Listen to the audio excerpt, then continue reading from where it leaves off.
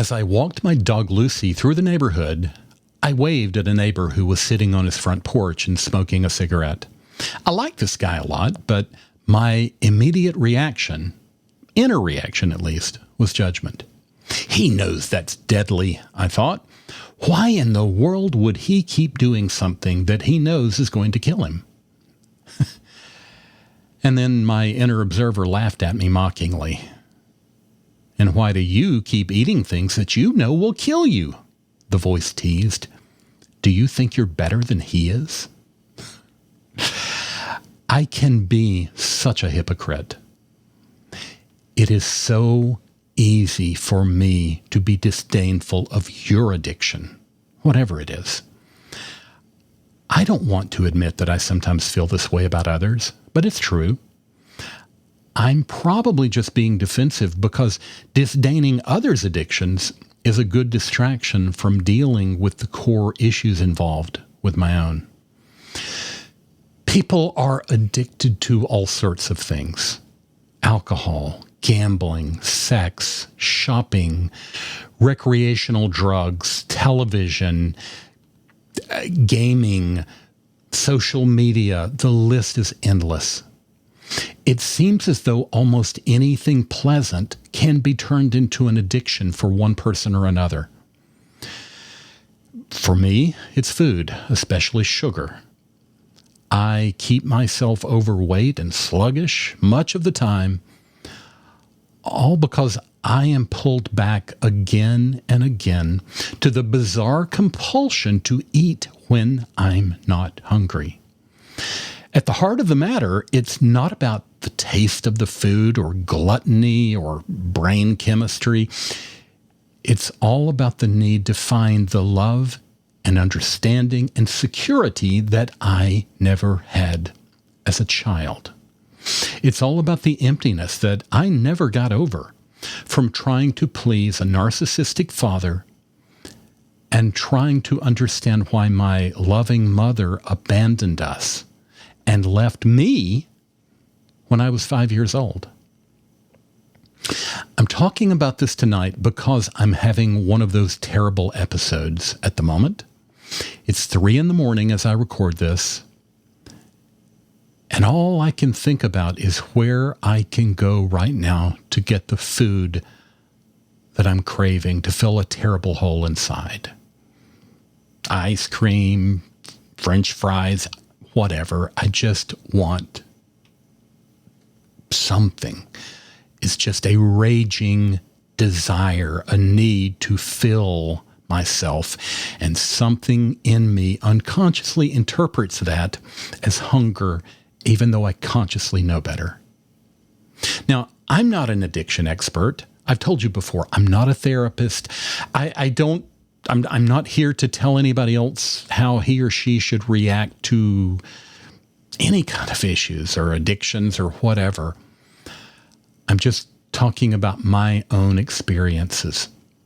I'm sure somebody with real expertise would disagree with my amateur thoughts. But I see all addictions as being attempts to fill an ugly inner hole. We all have a need for love and security. We feel a need to know for certain that someone loves us unconditionally and is not going to leave us.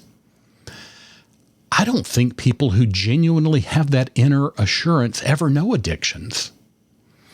Those of us who don't have that assurance will always seek it, and many of us will look to substitutes when we don't find what we need.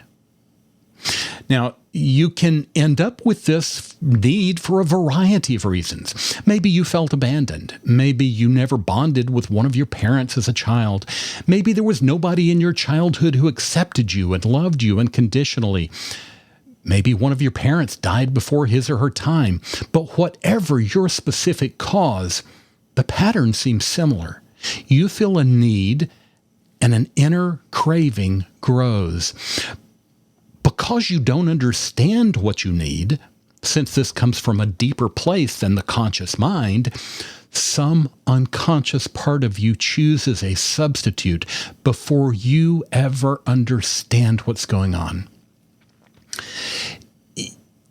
You might learn that you feel better, or at least feel numb when you drink alcohol. You might feel some relief when you get the thrill of gambling. You might feel some relief when you overwork yourself and get praised for success. You might feel great about it when you have sex over and over with as many people as possible, as often as possible. Or you might end up numbing your feelings by stuffing yourself with food that you're not hungry for. The immediate feeling is one of relief. For a moment, you don't feel so bad, but then the need is back. You still feel the same desire for something that you can't even name. What you did not fill the hole. And worst of all, you feel a deep and abiding sense of shame about what you're doing. You feel ashamed that you aren't good enough for someone to love. You feel ashamed that you cannot control your addictive behaviors. You feel ashamed about various consequences of your behaviors. I've never met an addict who didn't experience some version of these effects. I've known people who were in denial about what they felt, but I've never known anyone who didn't suffer from the same core needs. I know what my needs are, but I don't know how to get them met. In some respects, I should probably just be thankful that food is my only addiction. I don't drink alcohol. I don't smoke. I have no interest in gambling. All of those things, the things that most people see as addictions, they're not issues for me, but food is a major issue. It's the way I have dealt with this all my life, or at least ever since I became an adult and got away from home. When I was a child, I didn't have a mother for much of the time. It took me years to recognize the enormous hole that left in me by her absence. I felt lost and unloved because she wasn't there. I felt abandoned, and I couldn't understand that my father is the one who drove her to a mental breakdown. She didn't leave because I wasn't good enough, but I didn't know that. I couldn't understand it. I never could be good enough for my father. I could never do enough to get his full approval. His behavior taught me that it is sometimes worse to have a bad parent there than to have a loving parent who was missing. His presence and his emotional abuse were the most damaging of all. As an adult, I like to think I'm rational and that I consciously control my actions, but I know better. Deep down, I am still a child who's eager to find love and understanding and approval. I'm desperate, and I can't understand why I haven't been good enough to have someone give me the love that I need. There's little communication between the conscious part of me that knows things that have really happened and the unconscious part of me that feels as though everything that goes wrong is an indication of unworthiness for me. Now, there are various approaches to dealing with addiction, healing addictions, I guess I should say.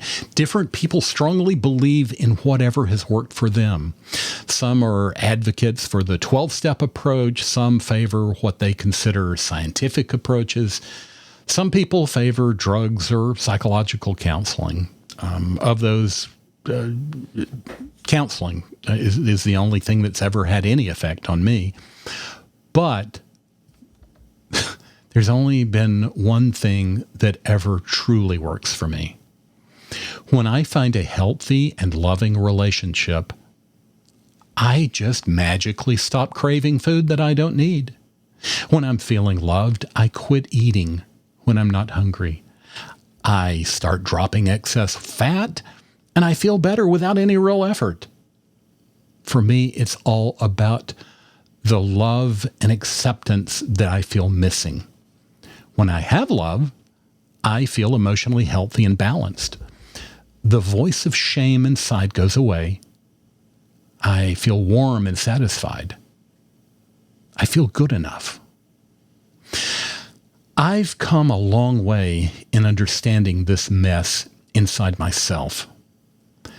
That understanding doesn't fix everything, though. But at least it lets me know what I need, and it lets me recognize other people who suffer from the same unmet needs, whether they recognize those needs or not.